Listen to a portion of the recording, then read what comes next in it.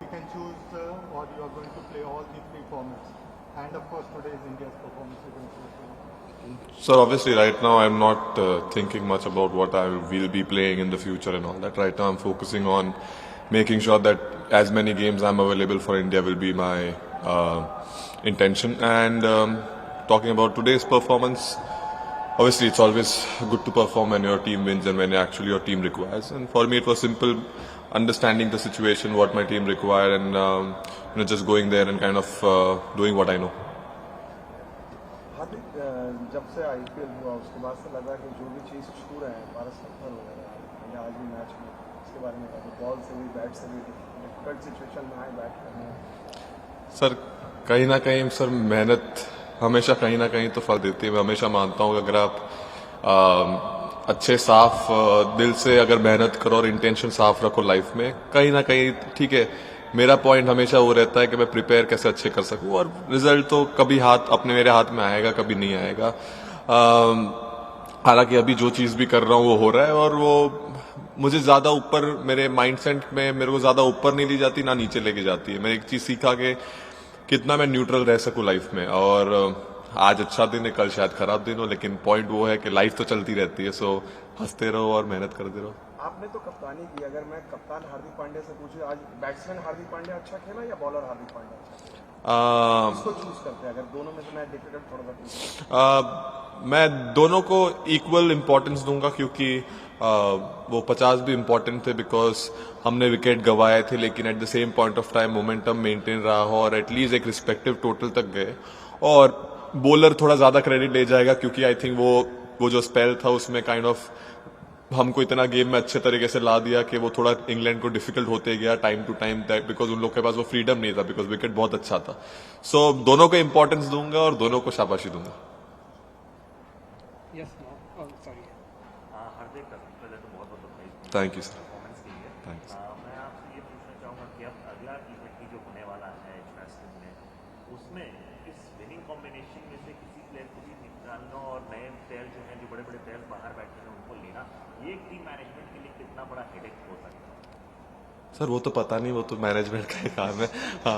मैं तो अभी मैं एक इंडिया का प्लेयर ऑलराउंडर की तरह खेल रहा हूँ। मेरे को जो बोलते हैं वो करता हूँ और उससे ज्यादा दिमाग लगाता नहीं हूँ। Yes, Mama. Congratulations, Hardik bhai. Thank you. Obviously, time and again, you always maintain that when you are doing good, when you are doing well, passing through a good phase, you would love to continue this good run. So now that you are passing through a golden run, would you like to take this forward to across formats?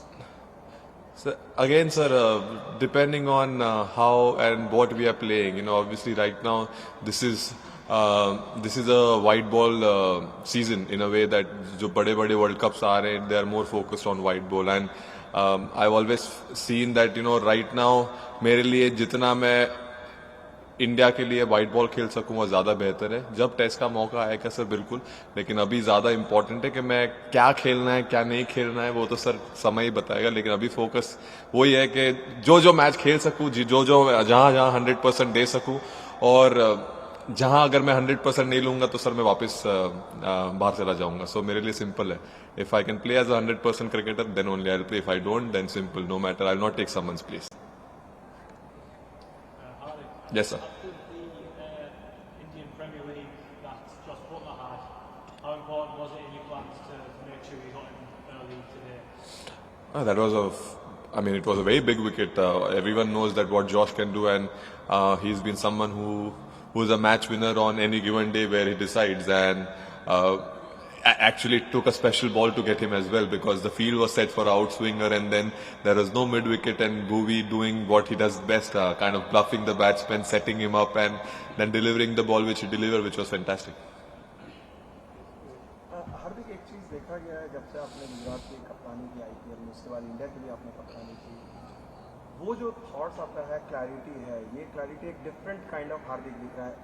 Batsman और bowler के बारे में तो सब लोग जानते ही हैं, ये जो इतनी क्रिस्टल क्लैरिटी, क्या ये कप्तानी ने आपको चेंज किया है उसके बारे में? सर क्लैरिटी हमेशा मेरे लाइफ में रही है सर। जहाँ जब जब मुझे लगा है कि मेरे लाइफ में अगर क्लैरिटी नहीं है तो मैं हमेशा समय लेता हूँ और उसको आइडेंटिफाई करने की कोशिश करता हूँ, रेक्टिफाई करने की कोशिश करता हूँ कि कहाँ कैसे मैं क्लैरिटी ला सकता हूँ। बिकॉज मुझे कोई चीज़ हड़बड़ी में या कोई चीज़ एट द मोमेंट लेना पसंद नहीं है। मैं हमेशा कोशिश करता हूँ कि मैं कैसे अपना या तो बैटिंग हो गया या तो बॉलिंग हो, और more than anything sir just generally life में भी क्लैरिटी बहुत इंपॉर्टेंट है मेरे लिए।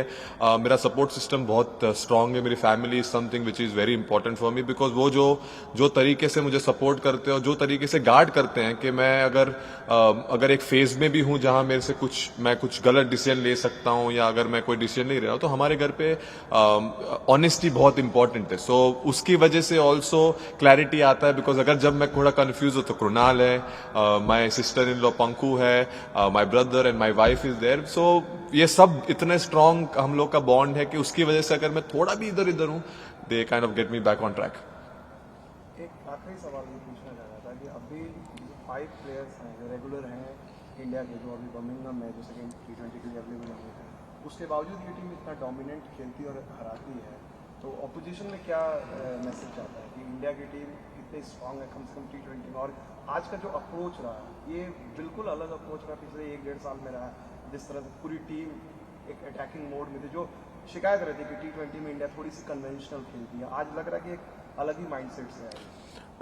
सर वो सामने वाली टीम को तो मुझे नहीं पता, लेकिन एज हम लोग की खुद की टीम को डेफिनेटली बोलूँगा इट्स अ वेरी, हम लोग के लिए बहुत कॉन्फिडेंट बूस्ट है। बिकॉज ऑब्वियसली जो 5 regular players are not there and then obviously they will join, so obviously ये टीम इससे बेहतर ही होगी। और ऑब्वियसली जो नए एक बहुत अच्छी चीज़ है कि आप देखिए जो नए लोग भी आ रहे हैं वो कितना अच्छे तरीके से एक्सप्रेस कर पा रहे हो, और उसकी वजह से आप देख रहे हैं कि इंडिया की बेंच स्ट्रेंथ भी बढ़ रही है, और ऐसा भी दिख भी रहा है कि थोड़ा कल्चर चेंज हो रहा है या एक एग्रेशन चेंज हो रहा है। और जैसे बैटिंग की आपने बात किया, ये कॉन्शियस एफर्ट है कि क्योंकि credit goes to Rahul Dravid and the management, where उन लोग ने हमको अलाउ किया है कि आप एक काम कीजिए, यू नो व्हाट, आप जाके एक्सप्रेस कीजिए। सो जब उतना क्लैरिटी हमको मिल रहा है कोचेज और मैनेजमेंट से, उससे हम एज अ इंडिविजुअल प्लेयर एक बहुत बड़ा बूस्ट होता है। अगर हम एक शॉट मार के आउट भी हो गए तो जब अंदर आता है तो ऐसा नहीं लगता कि अरे ये शॉट क्या मार दिया। So that credit goes to the coach and